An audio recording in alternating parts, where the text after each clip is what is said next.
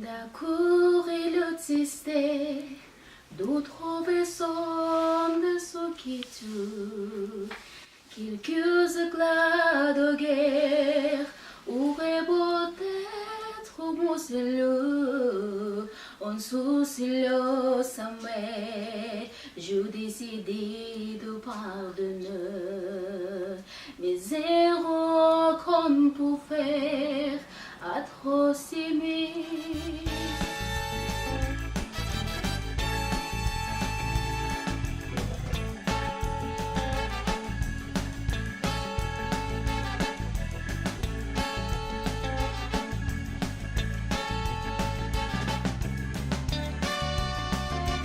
Өзім Қайсарға ғашықпын. ол біріншісі, екіншісі еріктілер программасын тапсырған болатынмын. Сол программадан өтіп, кейін ол программадан маған шақыру келді. Кездесуден кейін мені өзгерткен үш нәрсе, бірақ мен үш нәрсеге тоқталып отырғым келмейді. Қазір көп адамдар хат жазудан қалды. Бірақ мен өзім негізі өмірімде хатты өте көп алған адаммын. Менде ойын күлкі сауық деген болмағанның қасы. Мен ондайды ұната бермеймін де, менің өмірім тек серьезный нәрселермен болған. Саясаттану саласында жұмыс істеген, басында Алматыда, одан кейін Астанада, аналитикалық орталықта. Менің өміріме бір әсер еткен жағдай, мен бір шама өзгерткен жағдайды мүмкін айтармын деп шештім. Көбіне көп адамдарға айта бермейтінмін. мен жасым ондай қатты үлкен емес, бірақ өмірімде қалатын салыстырмалы түрде бір үш нәрсе бар да, және ол меніңше шын өмірімді өзгертті. Крылов мақалында да бар ғой, құдыққа түсіп кеткен құрбақа әлемді тек қана дөңгелектеп ойлайды екен. Яғни құдықтың астынан қарап, жер үстінде дөңгелек, әлем осындай көп. Егер мен де үй деген сөзді сондай делимитациялап шектеп жүріп. Мен үшін ештеме арман емес сияқты. Есімде қалған қатты сәттер, ең кішкентай кезімде, бір 2-3 жасымда болу керек. Кетіп бара жатырмын, осылай мұздың үстінде сырғанап бара жатырмын отырып. Оң қолымда анам, сол қолымда әкем тартып, еще жүгіріп бара жатыр. Мен қатты бақыттымын осындай. Кант айтты ғой кезінде, әрбір кішкене ғана. Каждый духовный человек немножко философствует, хотя он никогда не слышал этого слова деген сияқты. Сол сияқты кішкене ойланатын адамға осы уақыт машинасы қызық шығар деп ойладым. Мысалы, олар қазір шығады деп. Мені өзгерткен соңғы жыл. Яғни мен 2016 жылғы қазан айынан бастап сол орталыққа жұмысқа кірдім. Сол жұмысқа кіргенде мен нағыз өз маманның шеберлерінің қасына бардым. Соңғы кездегі келген бір ой, ол принциптер бізді шектейді. Жеттім мен наконец-то бұл қызға. Бірінші қайтып оралатын сәтім, ол мынау 2008 жылы магистратураны бітіріп, мен ғылыми зерттеу институтында жұмыс атырдым. Бірақ мен үшін ол үлкен Шешім қабылдап, оны жасағаннан кейін менің алдымда қаншама жаңа есіктер ашылды. Шыдадың ғой, ол қиыншылықтан басынан өткізді, бұл оның жайында ештеңе емес деп өзін успокоить етіп, сондай бір шыдамдылыққа үйретті соңғы оқиға. Осы ауруды сол балаға қалай көмектесе аламыз сол кезде маған бір ғана жауап келді, ол ғылыммен айналысу деген. Сұрақты сіз сондай кішкентай болсаңыз бірақ хат алып отырсаңыз, қай жылынан қызық та мұндай хат жазатын жалпы. Аллах тағала маған аурумен қатар бір алда кездесетін қиындықтарды оңайлықпен жеңетін бір стержень берген сияқты болды. Мен емдер қабылдап жатырмын да, мен бұны жеңем, өзімнің алдағы өміріме қуандырып тұра бастадым. Білмеймін не екен, жалқауым ба, әлде әдет сонда мен біздің семьямызбен жалқауымыз деп түсіндім. Мысалы, мен магистратураны бітірдім, мен ғылымға келдім, мен өзім PhD докторантураға түстім. Бұл да менің арманым емес екен. Бұлар тек менің мақсатымды жүзеге асыруда көмек беретін бірден бір факторлар. Үйге қайтып бара жатқан кезде алдымнан өте үлкен тау шығады.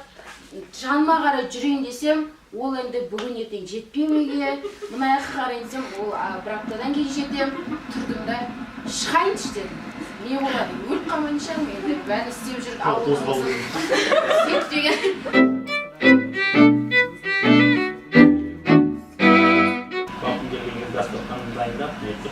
Сол кезде көрді ғой, келін бір жылдан кейін да мысалы бір жыл емес бір 9 айдан кейін И мен осы күнге дейін қателескем, ол үй ол біздің планета. Неліктен? Гандидің сөзіміз көп айтамыз, әлемді өзгерткің келсе, өзің өзгер. Бірақ та біз өзіміз үйімізді өзгерту үшін не істеп жатырмыз? Менде сондай сұрақ туындады да, және 2,5 сағат кинодан соң. Планета. Ал планетаның өзінің тазалығын сақтау үшін мен не істеп жатырмын? 99 жыл Кофи Аннанның айтқан сөзі бар ғой, біздің мақсат мына әлемді жұмаққа айналдыру емес, тозақ қылдырдан сақтау. Яғни біз тозақ қылдырдан сақтау үшін не істеп жатырмыз деген менде сұрақ туындады. Бұл сұрақ менің өмірімдегі жаңа белесімнің ашылуына алып келді. Яғни мен 2015 жылдың 1 қыркүйегінен бастап вегетариан болып кеттім. Сөйтсе маған айтты, ежик деген оңтүстіктен келген адам. Оңтүстік Шымкент қой, жоқ, оңтүстіктен Алматы, Жамбыл, Талдықорған, Қызылорда бәрі келді оңтүстікке дейді да. Şimdi ежиксіңдер дейді. Кейбір кезде төбелесіп қалған кездерімде болды, соған болады. Өзгермеген әлі де арибамыз. Балалық көктеміне барайықшы, біз деген мына өмірдің жазындамыз. Uber, әлемдік компания, мен қайдам, олар қайда деп жауап қойып қойдым, сөйтіп жүрдім, сөйтіп. Бір күні батылым жетіп әйтеуір жан жағымдағылардың әсері істе көр деген мен толтырып бір нәрсе қылып жіберіп, олдан жауап жоқ, 1-2 аптадан кейін звондап тұр. Телематика біз Uber компаниясынанбыз деп.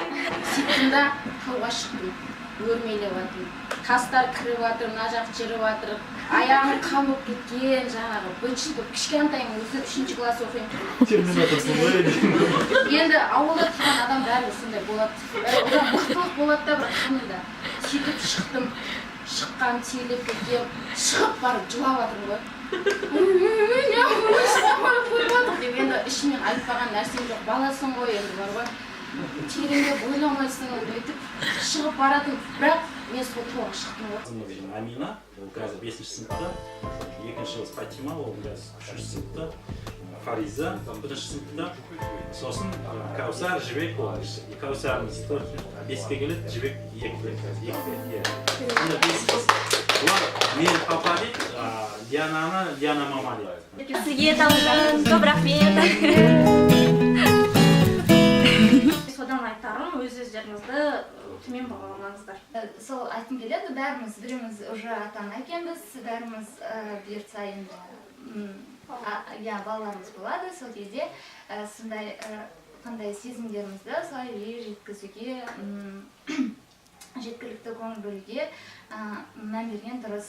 Өзімнің елімді ойлай бастаймын да, сол үшін мен осы жерде тұратын адам, және мен ойымша бұл шынымен тұрақты кездесу болса біз бір-бірімізді өзгертеміз да, және шынымен де өзгертіп жатырмыз. Көрген кезде, осы қыз қандай болмаса да сондай керемет қыз еді, деген бір жақсы сөз, бір жақсы ой қалдырып кеткім келеді.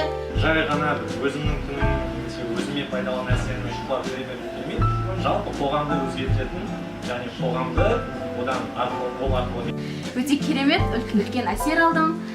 Бір бақытты сәтімнің бірі деп айтсам да болады. Осы бір аптаның көлеміндегі ең ішіндегі